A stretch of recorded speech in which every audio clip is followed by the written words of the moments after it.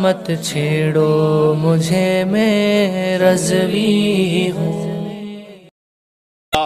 اب آئیے حدیث شریف کی زبان میں صحابہ کرام علیہم رضوان کی پختگی، ان کا ایمان کہ رب کریم ان کے نالین کے صدقے ہمیں وہ ایقان عطا فرما دے، ہمیں وہ ایمان عطا فرما دے۔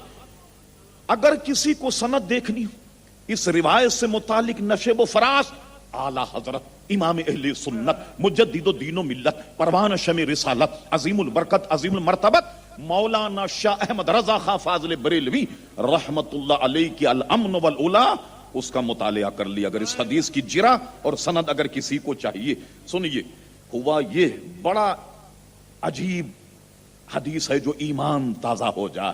میرے اور آپ کے آقا نے ایک دن ایک اعرابی سے گھوڑا خریدا،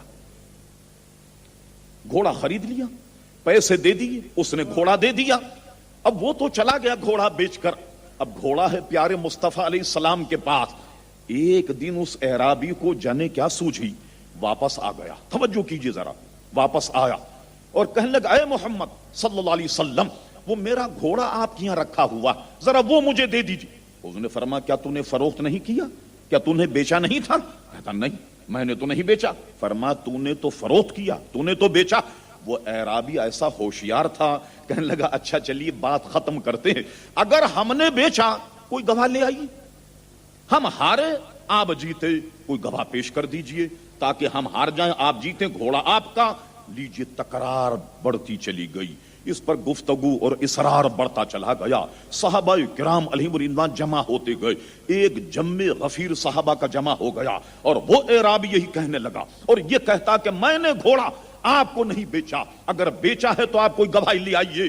کون گواہی دیتا بغیر دیکھے؟ میرے آقا کا ارشاد ہے کہ کوئی شخص بن دیکھے اگر کوئی گواہی دے وہ اطمینان کر لے کہ اس کا ٹھکانہ جہنم ہے۔ آج کل مقدمات میں مسلمانوں کے دیکھیے، ارے صاحب چوری کا گواہ، قتل کا گواہ، غارت کا، جیسا چاہے گواہ لے لیجیے۔ آج کل تو لوگوں کا ذریعہ معاش جھوٹی گواہی دینے پر ہے۔ رب کریم مسلمانوں کی حالت کو بدلے۔ اب وہاں تو کوئی گواہ موجود نہیں، کسی نے دیکھا نہیں، اور اندیکھے کوئی گواہی دیتا بھی کیسے؟ ایک اصرار بڑھتا چلا گیا، لوگ جمع ہو گئے۔ اللہ اللہ، میرے آقا کے غلام ہیں حضرت خزیمہ رضی اللہ عنہ، وہ ادھر ٹہلتے ہوئے کہیں نکلے، دیکھا کہ کچھ مجمع لگا ہوا، انہوں کا ہم بھی تو جا کر سنے کہ معاملہ کیا۔ یہ پہنچ گئے، ایک شخص حضور سے تکرار کر رہا، کیا معاملہ ہوا؟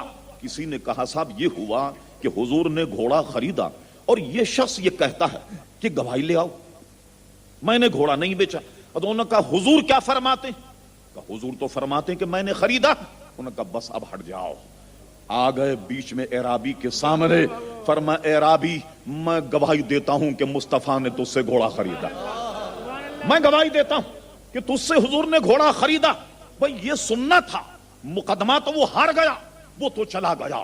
صحابہ کرام یوں کہیے کہ منظر ایسا تھا، ہر شخص انہیں گھور کر دیکھ رہا ہے کہ تم نے گواہی کیسے دی؟ یہ تو کوئی گواہ موجود نہ تھا کہ گواہی تم نے کیسے دی؟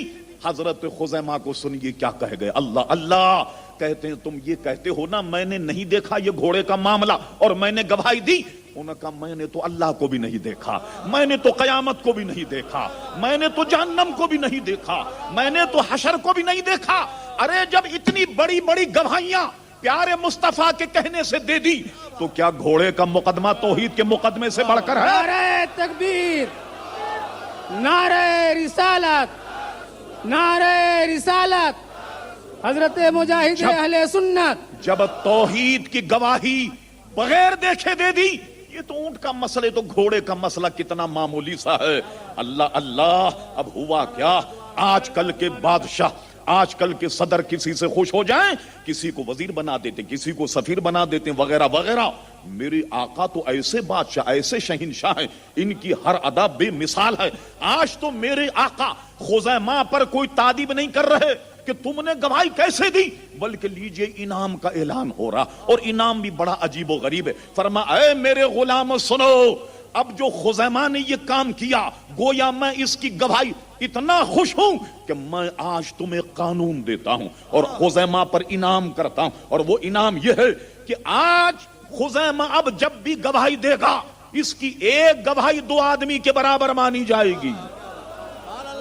ایک گواہی 2 آدمی کے برابر مانی جائے گی. اب آئیے ذرا اس سے تو بہت ساری سلسلے نکل گئے. اب میرے جیسا آدمی سوچنے لگ گیا کہ ایک آدمی کو حضور فرما رہے ہیں یہ 2 گواہ ہے. اور قرآن مجید تو فرماتا کہ 2 گواہ لاؤ اور حضور فرماتے ہیں 1 گواہ ہے. نتیجہ یہ نکلا کہ میرے پیارے آقا پیارے مصطفیٰ علیہ السلام اللہ تعالیٰ کے کارخانے کے ایسے مالک ہیں کہ جس کو چاہیں قرآن کے کسی بھی حکم سے مستثنا کر دیں. سبحان اللہ سبحان اللہ. خزیمہ کو نکال دیا نعرہ قرآن کے اس تکبیر حکم سے. نعرہ رسالت. اس حکم سے نکال دیا. کیسے مالک ہیں؟ اس کا نتیجہ یہ نکلا کہ جو یہ کہے کہ حضور صرف قانون داں ہیں، ارے حضور قانون داں ہیں، قانون ساز ہیں. جو دہن سے نکل جائے سمجھ لو کہ مرضی مولا وہی ہے. جو زبان سے نکل جائے سمجھ لو کہ پتھر کی لکیر ہے. اعلی حضرت امام اہل سنت مجدد میت حاضرہ صاحب الحجت القاہرہ المؤید ملت طاہرہ مولانا شاہ احمد رضا خان فاضل بریلوی رحمت اللہ علیہ فرماتے ہیں حکم نافذ ہے تیرا، خامہ تیرا، سیف تیری، دم میں جو چاہے کرے دور ہے شاہ تیرا. اور ایک جگہ فرمایا وہ زبان جس کو سب کن کی کنجی کہے اس کی نافذ حکومت پہ لاکھوں سلام. اللہ کے کارخانے کے ایسے مالک کہ ایک ہی آدمی کو کہہ دیا کہ یہ 2 گواہوں کے برابر ہے. کیونکہ میں تو مالک ہی کہوں گا کہ وہ مالک کی حبیب یعنی محبوب و محب میں نہیں میرا تیرا. یہ اختیار ہے پیارے مصطفیٰ علیہ السلام کا. معلوم ہوا وہ محض قانون داں نہیں ہے بلکہ قانون ساز ہیں. جو زبان سے نکل گیا سمجھ لو کہ پتھر کی لکیر ہے. دنیا ادھر سے ادھر ہو جائیں مگر پیارے مصطفیٰ کے دہن سے جو بات نکل گئی وہ پتھر کی لکیر ہے. مولانا 2-4 منٹ کا اضافہ ہو جائے. اب سنیے پیارے مصطفیٰ علیہ السلام نے خزیمہ کو یہ کہہ دیا یہ 2 گواہوں کے برابر. اللہ اہل قلم سے پوچھئے ایک دور آیا حذیفہ ابن یمان اچانک بڑے پریشان حضور کے حضرت عثمان غنی کی خدمت میں آئے کہ یا امیر المومنین ہلاک ہو گئی امت. پریشان ہو گئے وہ. اب بچائیے اس کو ورنہ یہ بھی ہلاک ہو جائے گی دوسری امتوں کی طرح. حضرت عثمان نے کہا کیا ہوا؟ کہا میں بلاد اسلامیہ کا دورہ کر کے آیا. میں بغداد گیا، بصرہ گیا، وہاں لوگ قرآن مجید کے تلفظ کو غلط ادا کر رہے، حتیٰ کو عطا پڑھنے لگ گئے اور یہ ساری غلطیاں وہ کرنے لگ گئے. اب کیا کیا جائے؟ کیا یہ جائے کہ قرآن مجید کو لغت قریش پر جمع کر دیا جائے. لیجئے صاحب حضرت عثمان رضی اللہ عنہ نے صحابہ سے مشورہ کیا اور صحابہ سے مشورہ کرنے کے بعد قرآن مجید کے جمع ہونے کا کام شروع ہوا. طریقہ کار یہ ہوا کہ اب وہ جو نسخہ تھا جو حضرت حفصہ کے پاس تھا جو جنگ یمامہ کے بعد جمع ہوا صرف اسے لا کر نقل کر دی جاتی. بڑا آسان کام تھا مگر حضرت عثمان نے قرآن مجید کے جمع کرنے کا کام شروع کیا.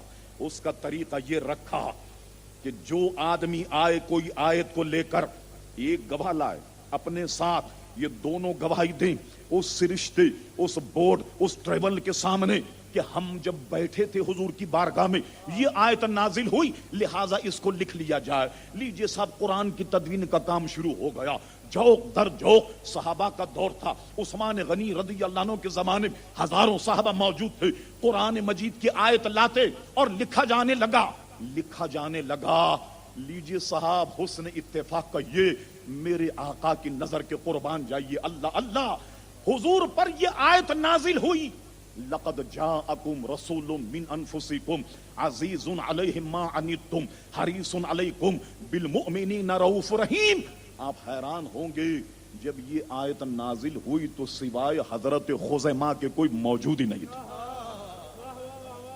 اس آیت کے نزول پر سوائے ان کے کوئی موجود ہی نہیں تھا. علماء سے پوچھئے بڑے بڑے محققین نے کچھ لکھا. اس زمانے کا ڈاکٹر حمید اللہ اس نے بھی بہت کچھ لکھا. ارے صاحب اب اگر اس پر اعتراض ہو کہ کوئی اور گواہ لاؤ اور گواہ اگر نہ ملتا علماء موجود ہیں یہ آیت کیسے لکھی جاتی اس نسخے میں کیسے لکھی جاتی کہ گواہ تو کوئی موجود نہ تھا. حضرت خزیمہ پہنچے کہ میرے پاس یہ آیت. بورڈ نے اعتراض کیا خزیمہ 2 گواہوں کی ضرورت ہے ایک گواہ اور لاؤ. انہوں نے کہا میرے پاس گواہ تو نہیں ہے مگر اس کے گواہ میں لاتا ہوں کہ میرے آقا نے میرے بارے میں فرمایا کہ خزیمہ جس معاملے میں گواہی دے گا اس کی گواہی 2 آدمی کے برابر ہوگی۔ بورڈ نے ان کی دلیل کو مان لیا اور ماننے کے بعد ان کی آیت کو اس میں شامل کر لیا گیا۔ میرے آقا نے سبحان اللہ کئی سال پہلے اہتمام کر دیا، اور کیوں نہیں ہو کہ یہ آج کل کے لوگ جو یہ کہیں یہ پتہ نہیں، یہ پتہ نہیں، یہ پتہ نہیں، اور یہ کوئی اور غیب کیا تم سے نہا ہو بھلا؟ جب نہ خدا ہی چھپا تم پہ کروڑوں درود، جب اللہ تبارک و تعالیٰ کی ذات حضور علیہ السلام سے نہیں چھپی تو کوئی اور چیز حضور کی نظروں سے اوجھل کیسے عزیزان گرامی ہو سکتی ہے؟ تو میرے آقا نے قرآن مجید کی تدوین میں کتنی پیاری گویا اہتمام انصرام کر دیا، کتنا پیارا کہ ایک حضرت خزیمہ کے 2 کے برابر قرار دے کر سارے مسئلے کو گویا پوری فائل کو بند کر کے رکھ دیا۔ میں کہیے